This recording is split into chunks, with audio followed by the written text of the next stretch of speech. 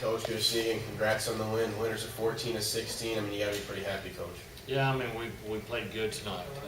We played a total game. We played a really solid defense. We pitched good, and we swung the bat pretty good. After the fifth inning, and we're playing pretty good overall. Tell me about Stephen Ewing. I mean, do you remember a midweek starter being this good in quite some time? I've never in my coaching career had 4 starters and not changed them at this point in the year. I mean, he's been on Tuesday, Wednesday start the entire season. He pitched arguably as good as anybody we got, but the 1, 2, 3 guys have thrown equally well. So I haven't changed the rotation really and left those guys on the weekend. So it's something that I really haven't had. What's been the biggest difference with Steve this year? Just command of his pitches, Coach? I think last year, he pitched good early and then he got tired.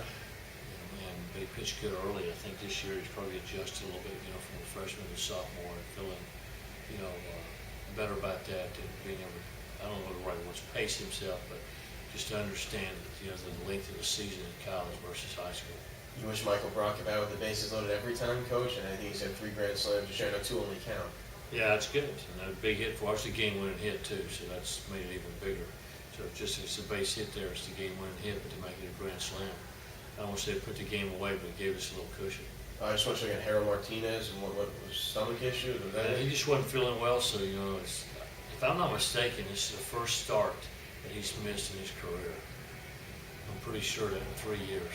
Right. I mean, he didn't play in the second game of Florida. That's because he was definitely injured. Yeah. When he had the regular opportunity. season, I think this is the first time he's missed a game. You like the job that Cade did on the last minute notice, just coming in a couple hits? Sure, it's great, and it's his birthday on top of it. So, Right. it's kind of nice, when we get his first start there and got a couple ribbons, a couple hits, and played good. Other than Harold, I mean, you feel like this team's getting healthy. I mean, you're now healthy, Coach. Everybody's really getting healthy. And back in the line, Michael and Steven and Chris, you feel like this team's kind of gelling at the right time?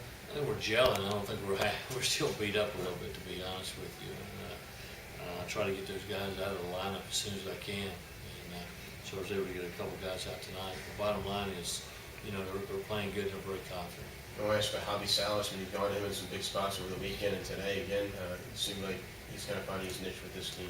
And we think he's got a lot of ability, and he's got the sinker that he lost there for a while, and now he's got it back, and I think that's important. I mean, he's got a good arm that sinks, and he gets some ground balls.